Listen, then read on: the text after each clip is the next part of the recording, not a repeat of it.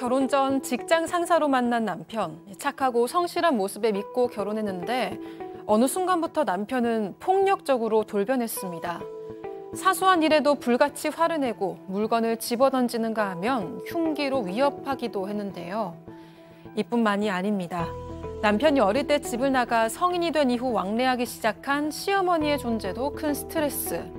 임신한 며느리에게 집안일을 강요하고 돌아가신 시아버지 제사까지 지내라고 하는데도 정작 남편은 수수방관입니다.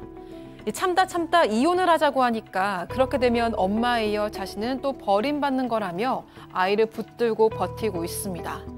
매일매일 살얼음판을 걷고 있는 이 여성. 이혼하고 아이도 데려올 수 있을까요?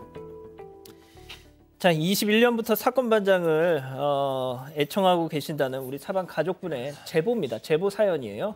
자, 결혼하고 돌변한 남편 때문에 이혼까지 정말 심각하게 생각하고 계신다는 건데, 자, 그렇다면 결혼 전에는 좋은 남자였으니까 결혼을 했을 거 아니에요? 네, 맞습니다. 이 남편은 직장 상사였는데 이 제보자가 당시에 이 직장 내 괴롭힘으로 좀 힘들어했다고 합니다. 그런데 그때마다 내 편이 돼주고 또 위로해주는 모습에 마음이 갔고 외모는 전혀 본인 스타일이 아니었는데 정말 성격 하나 보고 결혼했다고 했습니다.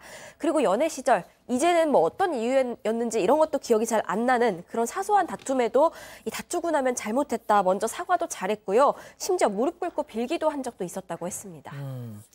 자, 이 정도면 1등 신랑감인데 이런 남편에게도 말 못할 안타까운 사연이 있었다.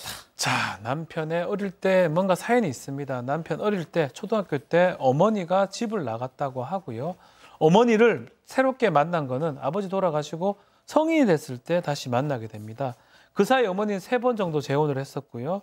장성한 이부, 아버지가 다른 동생도 있었다고 합니다. 남편 이거를 털어놓으면서 시댁 없다고 생각해라. 나만 왕래하면 지내겠다. 걱정하지 마라. 라고 했고 친정 어머니 역시 그 남편의 말을 믿고 결혼을 승낙한 것입니다.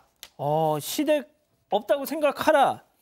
이렇게 해서 결혼을 했는데 그래서 행복한 결혼 생활이 이어질 줄 알았는데 뭔가 또 문제가 생깁니다. 네, 결혼 전까지는 지금 시댁의 존재에 대해서 잘 알고 있지 못했어요. 그런데 한두 달 있다가 임신을 해서 아까 그 다시 만나게 된 어머니께 인사를 드리러 갔더니 뱃속에 아기가 가만히 있으면 너무 커지니까 나중에 출산할 때 좀 힘들다. 그러니까 집안일도 계속하고 밥도 해라 이렇게 얘기를 하셨다고 해요.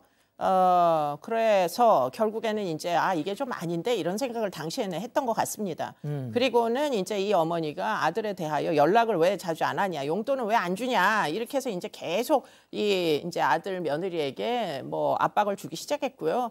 그러다 보니까 뭐 아이를 낳고 나서 이 며느리는 굉장히 좀 심각한 산후 우울증이 왔다고 알려지고 있습니다. 아니 뭐 재혼을 3번이나 하고 초등학교 때 자기 아들 우리 남편을 버린 엄마가 무슨 간섭이에요? 그러게요. 그렇게 간섭하는 것도 희한한데 또 남편도 또 태도가 좀 상황과 맞지 않아 보입니다. 무슨 일이 있었냐면 이 제보한 분이 아이 낳기 전에 뭐 조리원 가고 임신했을 때 축하 선물 이런 거 시댁에서 하나도 챙겨 안 썼대요. 다 친정에서 돌봐줬답니다. 비용도 이렇게 좀 도와주기도 하고. 그런데 이 아이 낳고 나서 아이 데리고 갔더니 시어머니가 아까 들으신 것처럼 넌 왜 연락도 안 하고 용돈도 안 주냐 이런 얘기를 하니까 이 아내 입장에서도 굉장히 좀 기분이 안 좋았을 거 아닙니까? 저희 아이 갖고 낳을 때 하나도 안 도와주셨잖아요. 친정에서 도와주신 거예요. 이렇게 얘기를 했더니 그 얘기가 어찌 보면 싸우는 건 뭐 잘못했다고 치더라도 남편이 거기서 아내 편을 들어줘야 될 거 아니에요. 그러니까요. 그게 아니라 넌 왜 그런 식으로 얘기를 하냐라고 해서 어머니 편을 들은 겁니다. 그리고 집에 와서까지 남편하고도 싸움이 이어졌고 심지어 이제 남편이 막 물건을 집어 던지는 일도 있었다고 합니다. 자, 제일 황당한 상황 지금부터 이어집니다.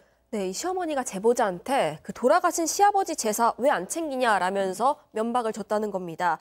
그런데 제보자 입장에서는 정작 시어머니는 그런 시아버지 두고 집을 나가서 이 재혼도 여러 번 하고 또 새로운 가정도 꾸렸었는데 왜 제사만 갑자기 자식에게 차리라고 하는지 이걸 좀 이해가 되지 않는다라는 입장입니다. 그래서 이런 얘기를 친정어머니한테 털어놨는데 친정어머니가 알고 보니까 이 딸, 그러니까 제보자 모르게 이미 딸의 시아버지, 그러니까 사돈어른 제사를 다 지내주고 계셨다는 거예요.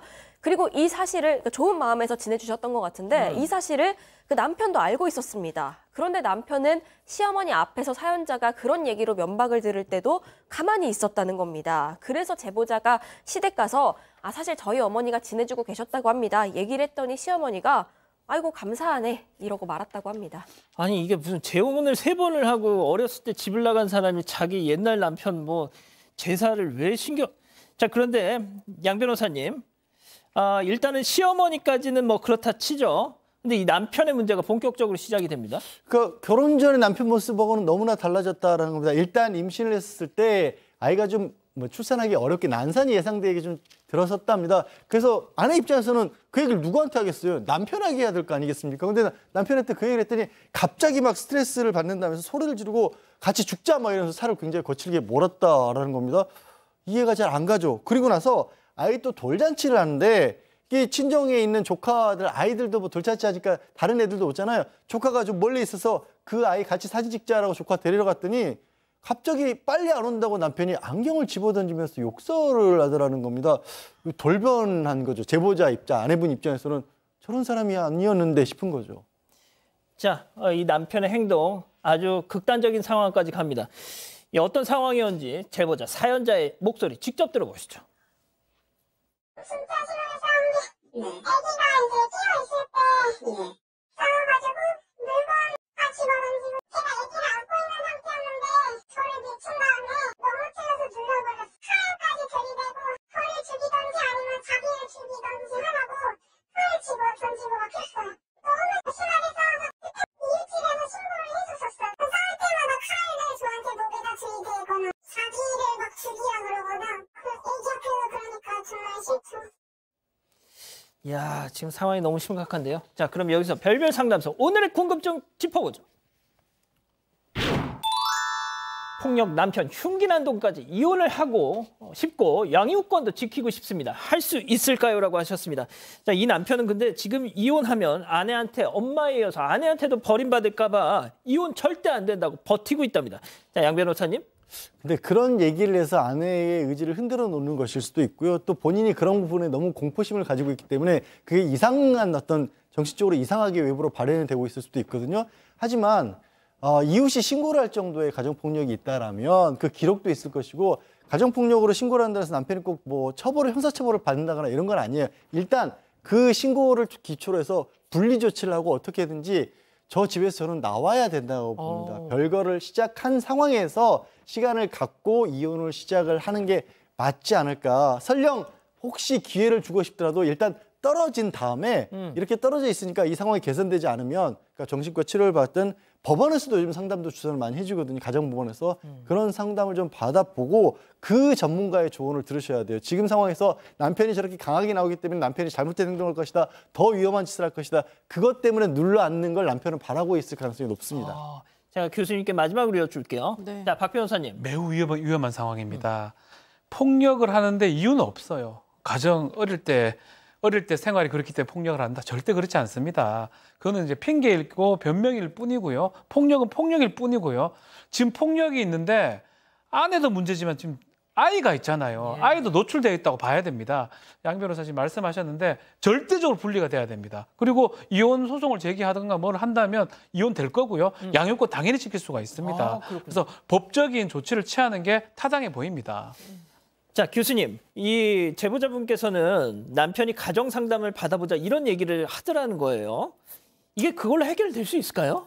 글쎄 뭐 상담을 받아보는 것으로는 제가 볼 때는 이게 이제 흉기가 등장하는 폭력이면 이건 심각한 거거든요. 그러니까요. 그리고는 뭐 그러다가 진짜 다칠 수가 있습니다. 그렇기 때문에 이제 폭력성이 제어가 안 되는 수준까지 간 것 같은데 상담은 법원이 이제 경우에 따라서는 상담을 명령할 수도 있습니다. 그렇기 때문에 제가 생각할 때는 지금 피해자 가해자가 한 가정에 있는 것 같거든요. 112에 일단 신고하시고 그리고는 경찰에게 지금 임시조치, 긴급 임시조치를 이제 요청을 하세요. 신변 보호와 함께 접근 금지 명령도 받을 수 있고 그렇기 때문에 자녀와 지금 여성분이 어디론가 제3의 장소로 피신할 수 있습니다. 그러면 당연히 이혼 소송 중에 아이는 피해자 엄마한테 결국 양육권을 줄 수밖에 없으니까 법적 대응은 112에 신고하시고 적극적으로 하시는 게 지금 맞는 거 아닌가 싶습니다. 예.